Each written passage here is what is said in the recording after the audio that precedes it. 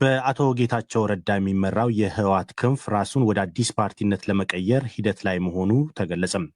በአቶ ጌታቸው ረዳ የሚመራው ቡድን የሰነዶች ዝግጅት በማካሄድ አዲስ የፖለቲካ ፓርቲ የመመስረት እንቅስቃሴ የመጨረሻ ደረጃ ላይ መድረሱ ከመስራቾች መካከል አንዱ ለዶይቼ ቬለ አረጋግጠዋል።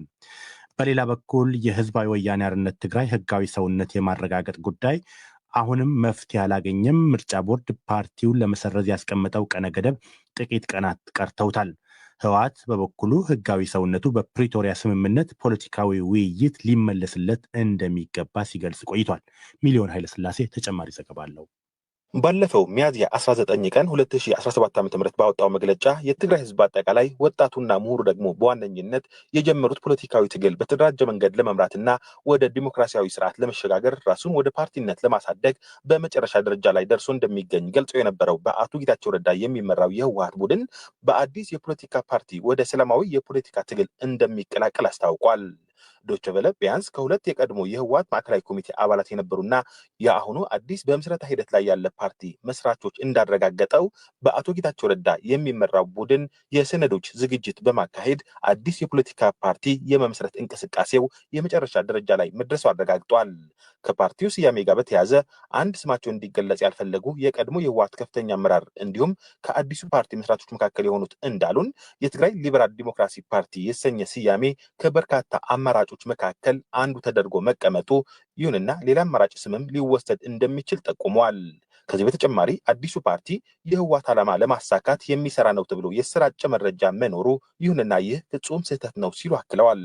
ከፓርቲው መስራቾች መካከል የሆኑት የመረጃ ምንጫችን የአዲሱ ፓርቲ ርዕዮተ ዓለም በግልጽ ቢያስቀምጡም አብዮታዊ ዲሞክራሲ ግን ፍጹም አይሆንም ሲሉ ገልጸዋል። ከዚህ በተጨማሪ ለኢትዮጵያ ብሔራዊ ምርጫ ቦርድ የምዝገባ ጥያቄ ለማቅረብ ሂደት ላይ ነን ሲሉም አስታውቋል። በሌላ በኩል ከህጋዊ ሰውነት ማስመለስ ጋር በተገናኘ እስካሁን መቋጫ ያላገኘ ውዝግብ ውስጥ ያለው በዶክተር ደብረጽዮን ገብረ ሚካኤል የሚመራው ህወሓት የፓርቲው ህጋዊነት በፕሪቶሪያው ስምምነት መሰረት በፖለቲካ ንግግርና ውሳኔ የነበረው ህጋዊ እውቅና ዳግም እንዲመለስለት እንደሚሰራ ሲገልጽ ቆይቷል። እስካሁን የህወሓት ህጋዊነት ያልተመለሰውም በውስጥ በነበሩ ችግሮች ምክንያት መሆኑ ህወሓት በቅርቡ ገልጾ ነበር። ህወሓት እውቅና እንደሌለው የኢትዮጵያ መንግስት እንደማያውቀው ተደርጎ እየተነገረ ያለው በትግራይ ውስጥ ያለው ሁኔታ እድል ስለፈጠረ ነው።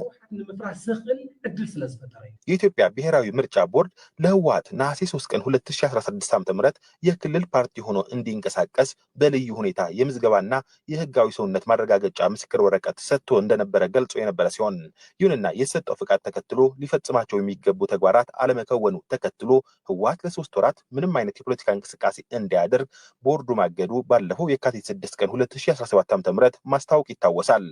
ከዚህ በተጨማሪ ህወሓት በተሰጠው የ3 ወራት የእግድ ጊዜ ውስጥ የእርምት የተባለ እርምጃ ካልወሰደ ደግሞ ምርጫ ቦርድ የህወሓት ምዝገባ በቀጥታ እንደሚሰርዝ መግለጹም አይዘነጋም።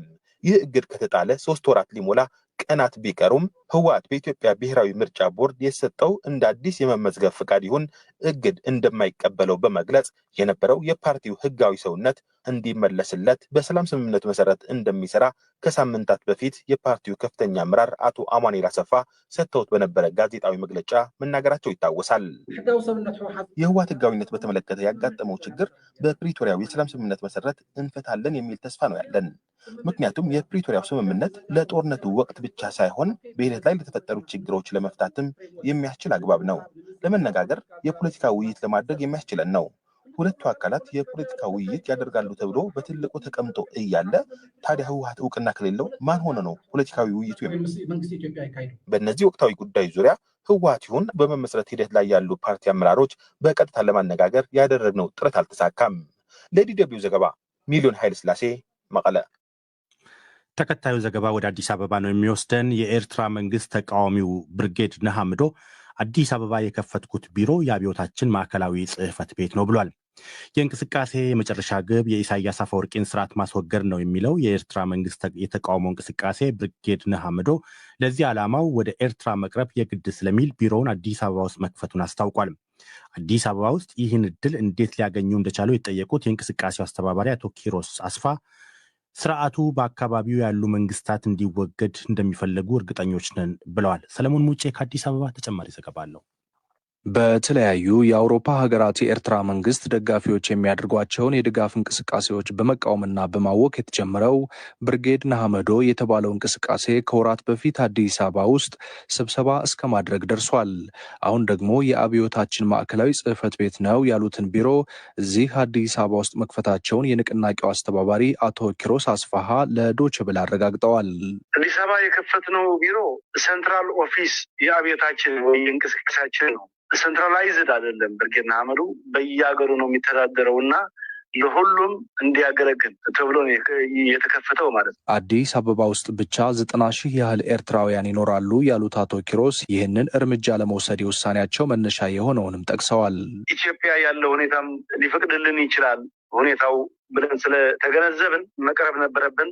ስፔሻሊ በጣም ብዙ ወጣት ኢትዮጵያ ውስጥ ስላለ እሱን ማስተባበር አለብን በሚል ሀሳብ ወደ ኢትዮጵያ መጥተን ስብሰባ አደረግን። ከወጣቱ ጋር ተነጋገርን። እሱም ዝግጁ መሆኑን ገለጸልን። አሁን እሱን እየሰራን ያለ ነው ማለት ነው። ከኢትዮጵያ መንግስት ጋር ያላችሁ ግንኙነት በምን ሁኔታ ወይም ምን ተብሎ የሚገለጽ ነው? አዲስ አበባ ውስጥስ ቢሮ የመክፈቱን እድል እንዴት አገኛችሁት?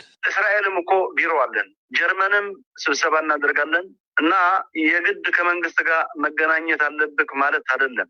ይህ በእንዲህ እንዳለ በእኛ እምነት ይህ ስርዓት በአካባቢያችን ያሉ መንግስታት እንዲወገድ እንደሚፈልጉ እርግጠኞች ነን። ምክንያቱም ከሁሉም ጋር ሲጋጭ ኑረዋል። አዲስ አበባ መጥተን ለምሳሌ ከተለያዩ የውጭ ሀገር ኤምባሲዎች ጋር ተነጋግረናል፣ አውርተናል።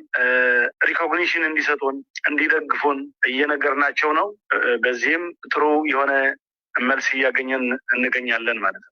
አዲስ አበባ ውስጥ መሰል እንቅስቃሴዎች እንድታደርጉ የኢትዮጵያ መንግስት ሳይፈቅድ ይሄ ሊሆን አይችልም እና ከዛ አንጻር ነው ጥያቄውን ያነሳሁት።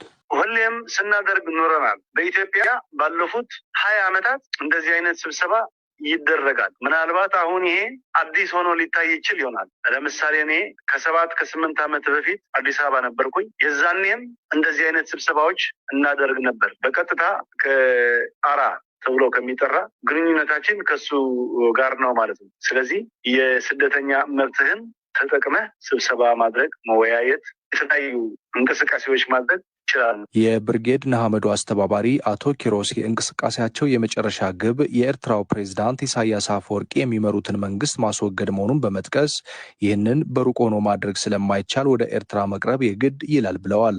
ከአውሮፓ ከአሜሪካ ነው ወደዚህ እየመጣን ያለ ነው ማለት ነው። ምን ያህል ይሄ ስርዓት መወገድ እንዳለበት እንዳመንን እሱ በቂ ነው። ሌላኛው የኤርትራ መንግስት ተቃዋሚ የኤርትራ አፋር ብሔራዊ ኮንግረስ ይህ የብርጌድ ንሓመዶ ቢሮ አዲስ አበባ ውስጥ መከፈቱን አረጋግጧል።